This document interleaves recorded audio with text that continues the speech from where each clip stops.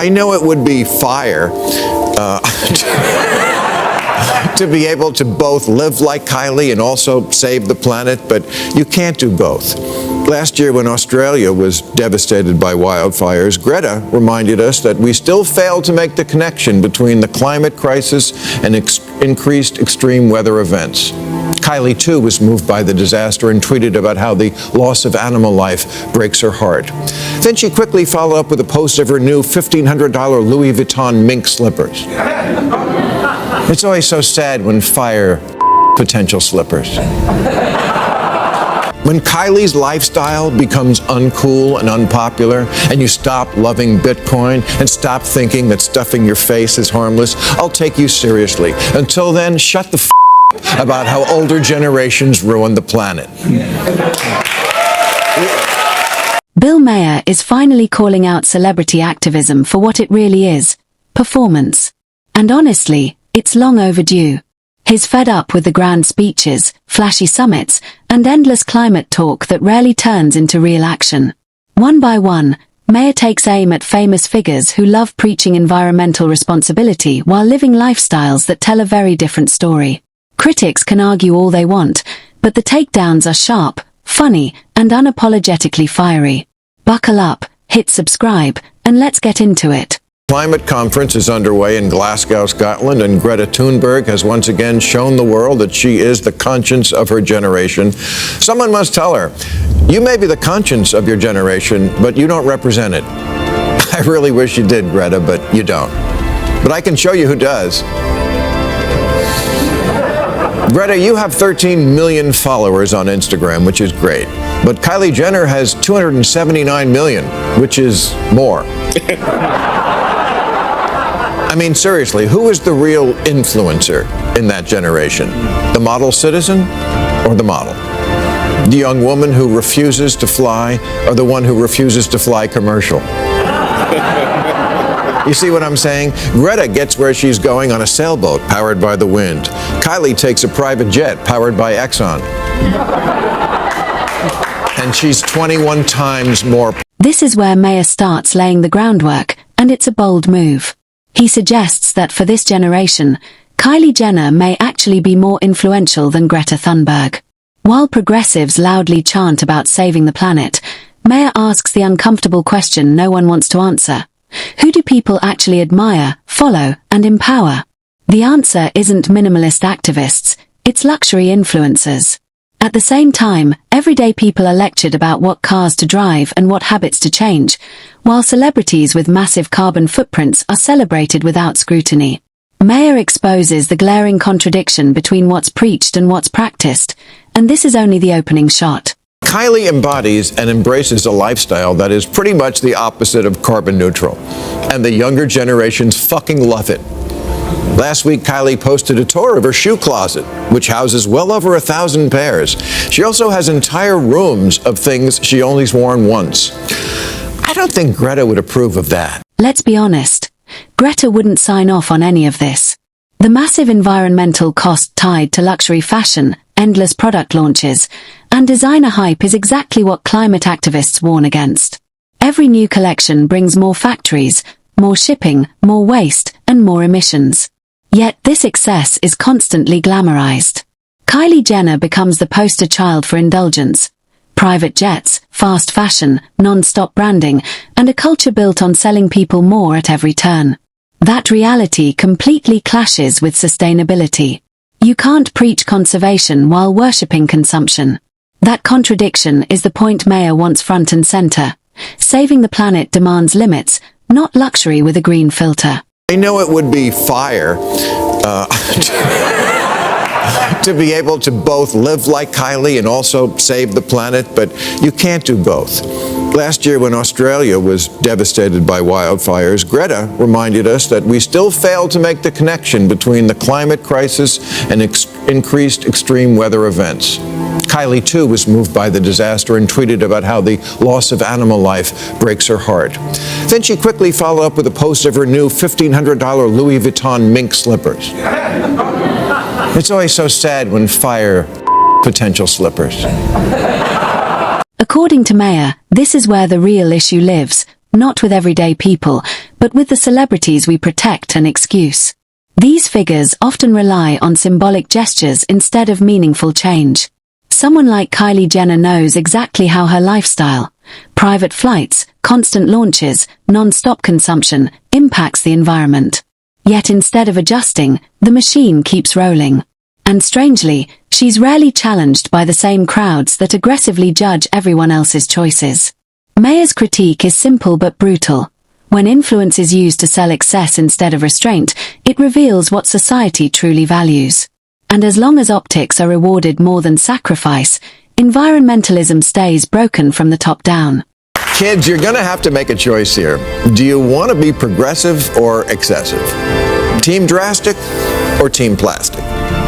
When Kylie's lifestyle becomes uncool and unpopular, and you stop loving Bitcoin and stop thinking that stuffing your face is harmless, I'll take you seriously. Until then, shut the about how older generations ruin the planet. If the younger generation truly believes climate change is an urgent crisis, then action can't be delayed until it's convenient. Real commitment shows up right now, in daily decisions, personal trade-offs, and lifestyle changes. If those sacrifices aren't happening, then constant criticism of older generations starts to sound empty.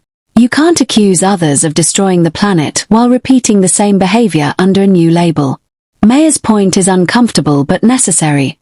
Outrage isn't action. Every generation loves comfort and convenience, and none of them want to give it up. Without self-accountability, finger-pointing achieves nothing. That's not activism, it's hypocrisy wearing a green badge. Boomers dropped the ball on the environment. We did. We dropped it like it was hot. And for that, I can only say, whoops. Yeah, you're right, we dropped it. But have you picked it up? I wish your generation was better than mine. I really do. But the sad truth is, we're completely the same. Lots of talk, and at the end of the day, hopelessly seduced and addicted to pigging out on convenience, luxury, and consumption. So that's it. You can either be the fake and private jet generation or the one that saves the planet, but you can't be both. By the end, Maher cuts through the chaos with brutal honesty. The climate movement isn't just weakened by denial, it's hollowed out by contradiction. Celebrities demand sacrifice while living in excess. Influencers shout sustainability while selling non-stop consumption. And generations blame each other while refusing to change themselves. Kylie Jenner isn't singled out because she's uniquely bad. She represents what society rewards: luxury, status, and indulgence. Greta's message may be right, but Kylie's lifestyle is what people actually copy. That gap is the real problem. Maher isn't saying change is impossible, he's saying it's inconvenient, and most people don't want to be inconvenienced. The planet doesn't care about slogans or hashtags. It only responds to action, or the lack of it. In polls, young people always claim to be more concerned about climate change than other generations, but they don't act like it.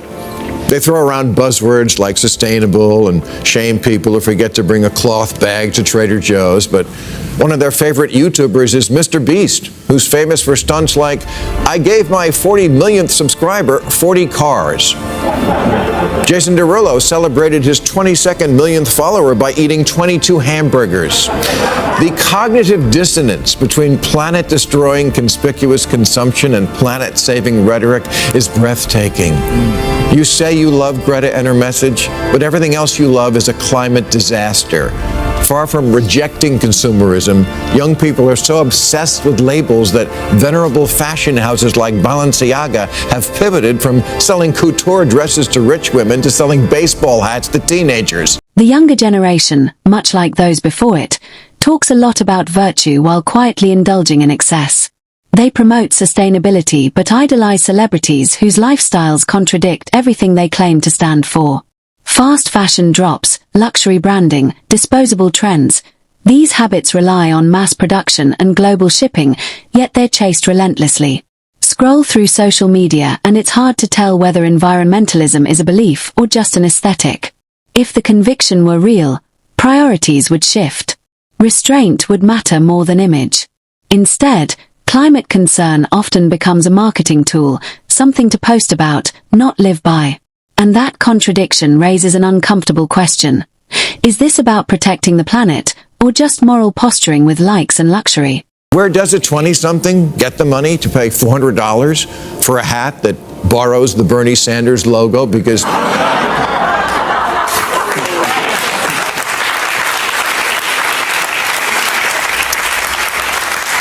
you're like a socialist and stuff? From mommy and daddy, of course, those huge assholes who ruined the planet. Oh, and also maybe by trading Bitcoin, the mining of which is worse for the environment than actual mining. Cryptocurrency uses more energy than Netflix, Apple, Facebook, Microsoft, and Google combined, and more than some entire nations. And yet young people could not love it more if it came with a side of avocado toast. So where did these habits come from? Influencers.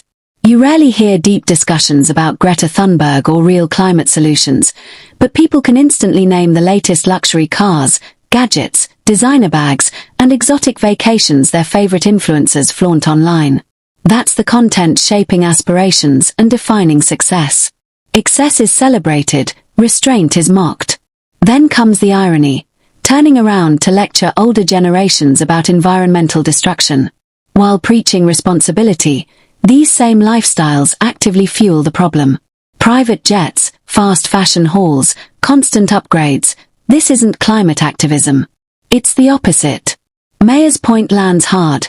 You can't blame others for the damage while enthusiastically contributing to it yourself. What would it take to convince Gen Z and millennials to give up their phones? A pollster once asked. 43% said it would take $5 million to give up their phone. 1 in 10 said they'd sacrifice a finger for it.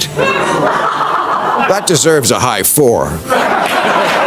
Maher keeps pulling back the curtain, exposing hypocrisy across generations. No one truly wants to sacrifice today for tomorrow. Everyone wants their comfort now. Electric vehicles. Most people resist them. Energy-hungry lifestyles. Still embraced. Even the younger generation isn't exempt. They claim to care about conservation while supporting industries and habits that drain massive resources. Crypto mining alone consumes staggering amounts of energy, yet that inconvenient truth is often ignored. There's no outrage, no self-reflection, just blame shifting. Maher's message is clear. Real environmentalism demands sacrifice, not slogans. And if celebrities truly lived by the values they preach, it would matter. Influence shapes behavior. If stars can sell millions of handbags, they can also normalize restraint and responsibility. But that requires giving something up, and that's where the movement stalls. Real change doesn't come from speeches or hashtags. It comes from example. Until that happens, the noise continues. Maher keeps peeling back the layers, exposing hypocrisy on both sides, old and young alike. Neither generation is truly willing to sacrifice today for the sake of tomorrow. Everyone wants their share right now. Consequences be damned. Electric cars, most people reject them, still choosing fuel-burning vehicles while demanding others change. The younger generation isn't exempt either. They claim to care about conservation, yet constantly choose energy-hungry products, devices, and lifestyles that do the opposite. As Maher bluntly points out, crypto mining consumes massive amounts of energy, but that inconvenient fact barely registers with its biggest supporters. There's no outrage, no boycott, no self-reflection. Instead, it's easier to criticize older generations and lecture them about responsibility. Maher's argument cuts through the noise. Real environmentalism requires sacrifice, not slogans. And until both generations are willing to give something up, all the climate talk remains just that, talk. Now, think about it for a moment. If these celebrities actually walked the talk and lived by the principles they constantly preach, it would make a real difference. At the very least, some people would follow. That's the entire point of being an influencer. You influence behavior. Celebrities set trends, shape tastes, and define what's considered aspirational. If they can convince millions to buy a specific handbag, sneaker, or skincare products, sometimes from brands that still use animal fur or exploitative production, then they absolutely have the power to influence people to make choices that genuinely help the planet. They could normalize restraint, sustainability, and responsibility instead of excess. But that would require giving something up, and that's where the movement collapses. Maher's frustration is clear. Real change won't come from speeches or hashtags. It comes from example. And until celebrities lead by action instead of rhetoric, their environmental preaching will remain hollow noise. And this brings us to the end of today's video. If you enjoyed it, then hit the like button and subscribe to this channel for more videos like this. Thanks for watching, and I'll see you in the next one.